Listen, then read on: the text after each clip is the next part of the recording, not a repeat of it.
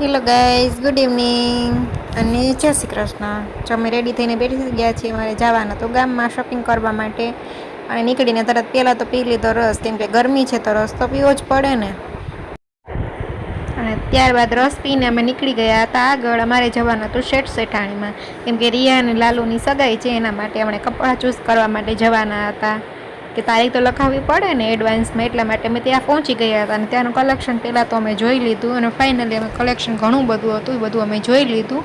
અને પછી જે કલર લાલુ ને રિયાને ગમ્યો એ અમે પાસ કરી લીધો છે. અને એ કલર કયો પાસ કર્યો છે હું તમને અત્યારે નહીં કહું, પછી એ તમે સગાઈના બ્લોગમાં જોઈ લેજો. અને તમે આનું કલેક્શન જોઈ શકો છો. કલેક્શન એકદમ ફાઇન હતું બધું જ. અને આ રેડીમેડ બ્લાઉઝ હતા અને આ રેન્ટ પર આપતા હતા. આનું શું રેન્ટ હશે એ કોમેન્ટ કરીને કહેજો. कौन है ये लोग? कहाँ से आते हैं? અને ત્યારબાદ અમે પહોંચી ગયા હતા હન્ટરમાં, કેમ કે લાલુ અને તુષાર માટે કપડાં લેવાના હતા. અને જો અમે પહોંચી ગયા છીએ, પછી અમે પહોંચી ગયા બીજી શોપ ઉપર, કેમ કે હન્ટરમાં અમને કંઈ પસંદ આવ્યું ન હતું. પછી ત્યારબાદ અમે બીજી શોપ ઉપર ગયા અને ત્યાં પણ ઘણું કલેક્શન જોઈ લીધું. અને તુષારે 2 જોડી તો ટ્રાય પણ કરી લીધી હતી. અને અમે તો પછી થાકી ગયા હતા, જો અમારા દીદી બેઠા છે.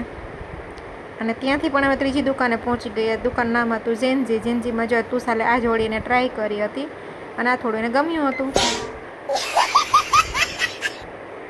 અને ત્યારબાદ મેં ખાઈ લીધી છે કુલ્ફી, કેમ કે મને તો ભૂખ લાગી ગઈ હતી.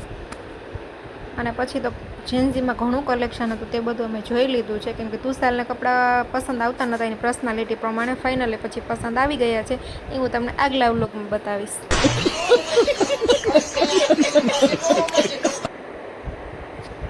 અને પછી તો અમે નીકળી ગયા હતા ઘર તરફ, કેમ કે 3 વાગ્યાના શોપિંગ કરવા માટે નીકળ્યા હતા, તો સાંજે અમે થાકી ગયા હતા. બાય બાય ગાઈઝ, ફરી મળીશું નવા બ્લોગમાં. ત્યાં સુધી બધાને બાય બાય. મારા બ્લોગ કેવા લાગે છે બધા કમેન્ટ કરીને કહેજો. Bye bye.